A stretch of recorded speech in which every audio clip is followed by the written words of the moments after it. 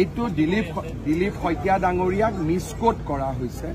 Tribal belt and block অসমত গোপীনাথ বৰদলৈ ডাঙৰীয়াই বনাইছিল আৰু আমি সকলো মিটিঙতে ট্ৰাইবেল বেল্ট এণ্ড ব্লকক সমৰ্থন কৰোঁ।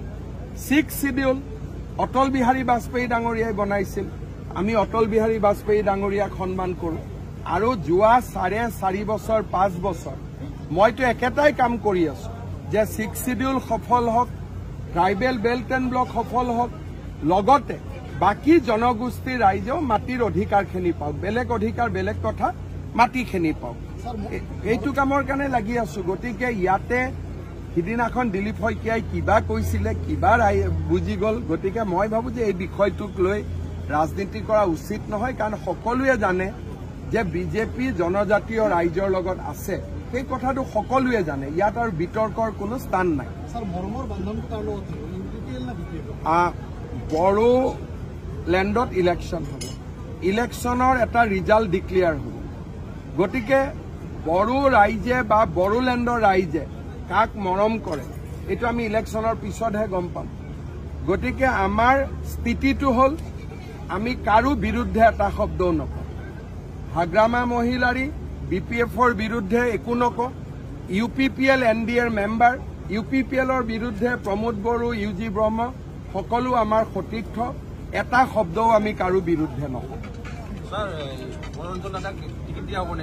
মনোৰঞ্জন ব্ৰহ্ম টিকেটৰ দৌৰত আগত আছে। ৰাইজেও কৈছে মনোৰঞ্জনক টিকট দিব লাগে বুলি, কিন্তু দিয়া নিদিয়াইতো দিলীপ শইকীয়াই সিদ্ধান্ত ল'ব।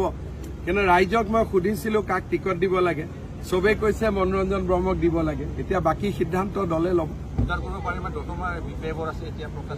মই ভাবো যে ৰাইজে এইবাৰ আমাক বহুত মৰম কৰিব। এতিয়া কিন্তু ইলেকশ্যনটো আমি জেদত খেলা নাই। গতিকে একেবাৰে যেনেকে বিধানসভাত কংগ্ৰেছৰ লগত খেলো, যুঁজি বাগৰি চব কষ্ট কৰি ইলেকশ্যন খেলো, কাৰণ কংগ্ৰেছ আমাৰ শত্ৰু। BTRত আমাৰ শত্ৰুটো কোনো নাই, সকলো বন্ধু। গতিকে ইয়াত আমি নিৰ্বাচন মৰমৰ মাজেদি খেলিম, সমন্বয়ৰ মাজেদি খেলিম, শান্তিৰ মাজেৰে খেলিম।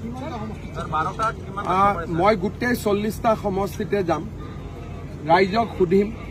20 আগষ্টলৈকে মোৰ গোটেইকেইটা সমষ্টিত যোৱা হৈ যাব। 21 তাৰিখে আমি সিদ্ধান্ত ল'ম কেইটা সমষ্টিত ইলেকশ্যন খেলিম।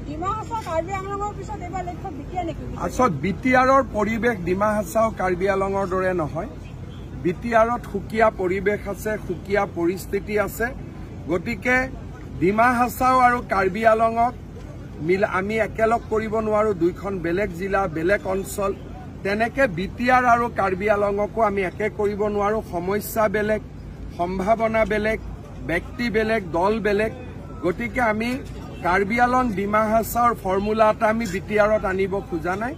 সকলো অনন্য, সকলো একক হ'ব।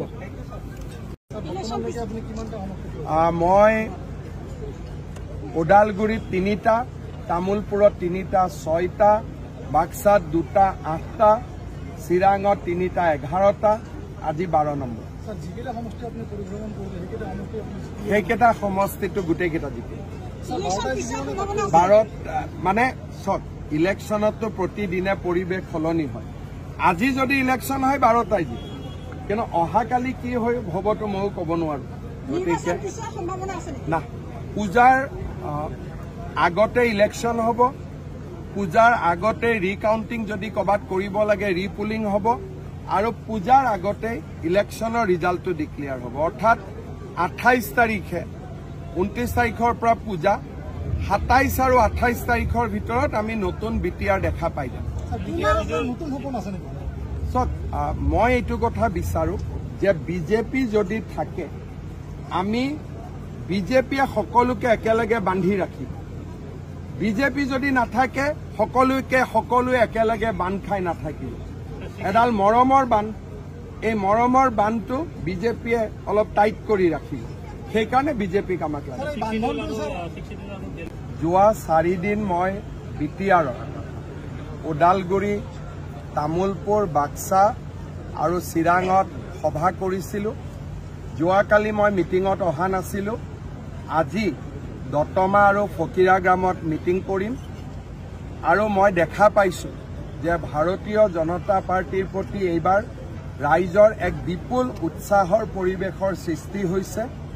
মই বিশ্বাস কৰোঁ যে এইবাৰ বিটিআৰৰ নিৰ্বাচনত ভাৰতীয় জনতা পাৰ্টি এটা শক্তিশালী দল হিচাপে প্ৰতিষ্ঠা হ'বলৈ সক্ষম হ'ব।